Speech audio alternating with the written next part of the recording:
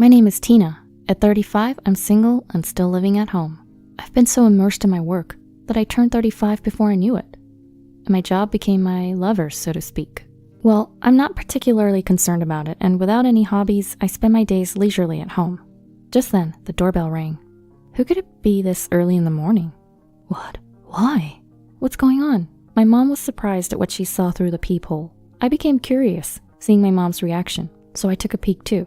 Whoa. I couldn't help but utter in a low voice at the sight of the visitor on the other side. It was Mia, my young brother Andrew's ex-wife. I have a younger brother named Andrew who's 5 years younger. He also lives at home, but today he had to work just for the morning. He divorced Mia 3 years ago, but why now? The situation was so unexpected that not only me, but also my mom and dad were left wondering. Andrew's not here, what should we do? Perhaps we should at least let Andrew know. Right, I'll text him later. We should at least hear what she has to say. If it's awkward for you, I can handle it. When they first got married, my mom had a hard time getting along with Mia. It's not that Mia was ever mean to her, but she has a strong personality when it comes to speaking her mind. And my mom, being the type to always put others first, often found herself overwhelmed. Guess I should handle this. Mom, you might just crumble under the pressure again. I decided to take charge and open the door to greet Mia. Hi, it's been a while. Hi, it has been a while, Tina. What brings you here today? Andrew isn't here, he's at work. Oh, in that case, I can talk to you. I have something to share. Her monotone speech was a familiar tune. I led her from the entrance to the living room. My mom and dad were already there in the living room. We all decided to hear what she had to say. So what's up? What did you want to share? What brings you here, Mia? What do you want to discuss? Oh, I'm sorry. I have a favor to ask Andrew. I'd like him to start paying child support. The word child support left my parents and me stunned. Why would she need child support? The puzzling part was that Andrew and Mia had no children together. Huh? Wait, child support? Yes, that's correct. But you and Andrew divorced 3 years ago, right? Yes. Did you two, reconnect during this time? No, we haven't been in touch since the divorce. Then why child support? Well, I was thinking that it might be nice if he could contribute towards the child I'm carrying. We couldn't grasp what Mia was saying. She seemed unfazed by our shocked faces. My parents' faces turned pale, unsure of what was happening. However, I thought it would be best to ask more questions to understand her intentions better. You know, child support is usually paid to your own child, so if the child you're carrying is Andrew's, then it would make sense for him to pay child support, but... Oh, is that so? I'm sorry. I thought I was entitled to it. My current husband told me I could get it. Mia now looked puzzled too. I wondered what her current husband was teaching her, but I patiently explained that there was no need for Andrew to pay child support as it would not even arise. That's odd. There's nothing odd. Wait, did you come here for this? Well, it's for the baby in my womb. Plus, I was hoping that my ex-husband could help out for the child's sake. I had no idea Mia would say something so outrageous. Wouldn't anyone normal think it was strange if they had thought about it? Just as I was thinking that, Mia's phone rang. It was her current husband. She checked the call in the corner of the living room, and it seemed like she was having a dispute. Just as I was wondering if she really believed she could get the money, Dad began to whisper. Mia's saying some crazy stuff, isn't she? Hey, what do we do? What if she says she won't go home until she gets the money? Well, that's just not possible, right?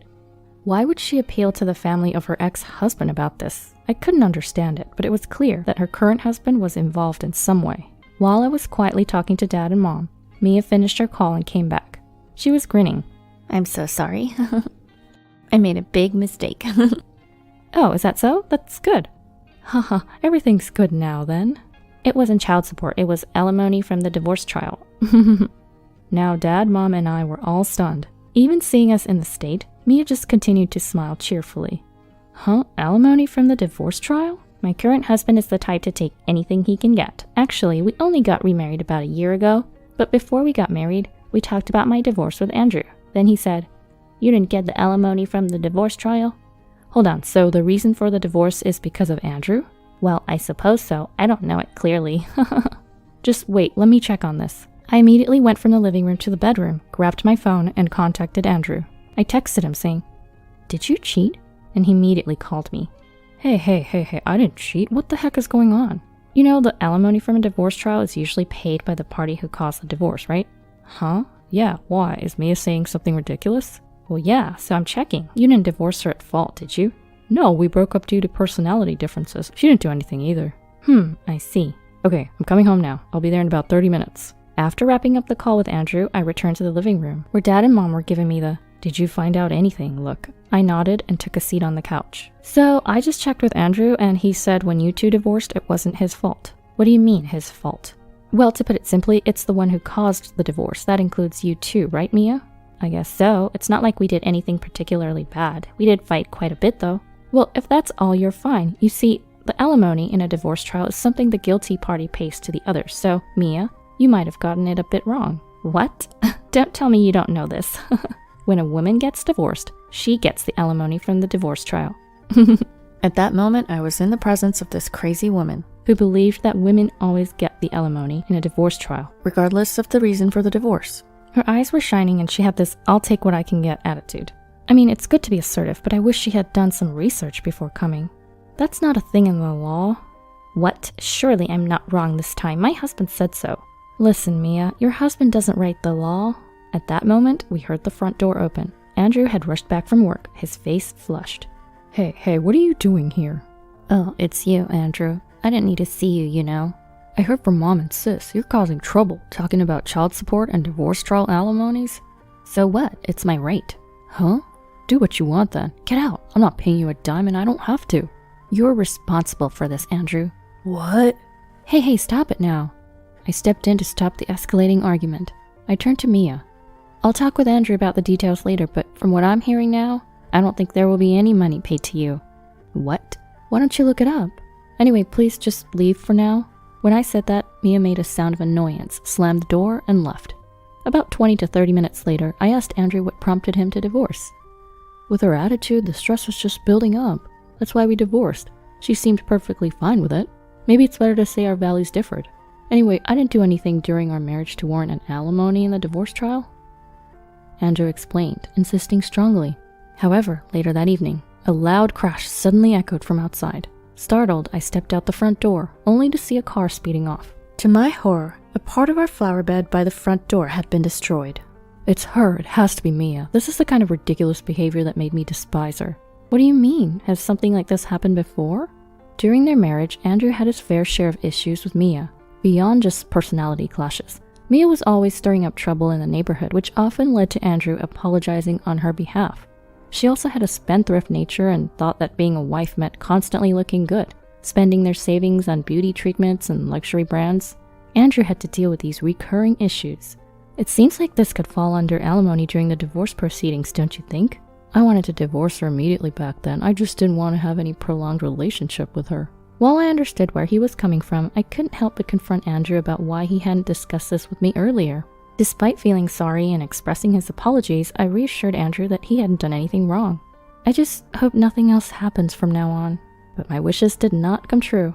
The very next day, Mia was back, ringing our doorbell, shouting, I did find out that I can claim alimony during the divorce, so give it to me now. Don't you feel sorry for the kid? For 3 days, we responded through the closed door. But Mia wouldn't back down. Then, presumably, her current husband started parking his car in front of our house, destroying something with a hammer he brought from their home, and then leaving. This became a routine, and they harassed us for about a week. I wonder if we should report this to the police. Oh, sorry, I have some work to do. I need to go to my room. I have to admit, this commotion was affecting my work. I work from home doing web-related services. Although my work is primarily remote, the constant doorbell ringing had interrupted an important meeting. Hey, Natalie, I just finished up. Phew. Good work. Seems like you're having a tough time. Have you reported it to the police? My parents don't want to escalate the situation, but I think they're reaching their limits. Natalie's my boss at the company. She's a successful woman, married with a child, a true supermom balancing work and child rearing. Her son recently got married, and she seemed genuinely happy. You should probably report it. If you let it continue, it could become a big problem. You're right, it's been a week, and if this continues, it's going to affect my work. But really, it's a small world, isn't it? Strange people are surprisingly close at hand. Do you have anyone like that too, Natalie? Someone who says, alimony in divorce cases should always go to the woman. Actually, I do. It's my son's wife. Natalie and I had a good laugh at that, but then Natalie's face suddenly turned serious. Wait, you don't think... I was shocked by what Natalie said next, and I proposed a plan to her. I thought it could be the perfect way to put a stop to this nuisance. The next morning, the doorbell rang, and through the peephole, I saw Mia and a man standing there. Enough is enough. My husband says we're going to get your divorce settlement. Do you really want to suffer more? Beside her, a man was grinning ear to ear. Smiling, Mia continued to bang on the door. I confirmed the situation through the peephole and decided to open the door. You just don't know when to quit, do you? Well, of course, I'm all about getting what I can. However, seeing the person standing behind me, the confidence in Mia's face vanished instantly. Oh my god, what on earth are you doing? In a twist of fate, Mia's current husband's mother was Natalie.